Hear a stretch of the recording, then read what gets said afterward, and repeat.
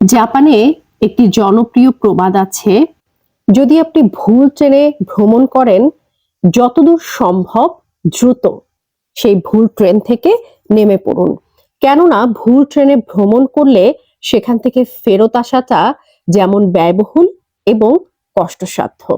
যদি আপনি আপনার জীবনে কোনো ভুল মানুষের সাথে সম্পর্কে জড়িয়ে যান কিংবা আপনি কোনো ভুল কাজ করেন, যখন থেকে আপনার ভেতরে এই রিয়েলাইজেশনটা আসবে যে আপনি একজন ভুল মানুষের সাথে সম্পর্কে জড়িয়েছেন কিংবা এই যে কাজটি আপনি করছেন সেই কাজটি ভুল, ঠিক সেই মুহূর্ত থেকেই আপনাকে সেই সম্পর্ক থেকে বেরিয়ে আসতে হবে এবং সেই কাজটি করা বন্ধ করে দিতে হবে।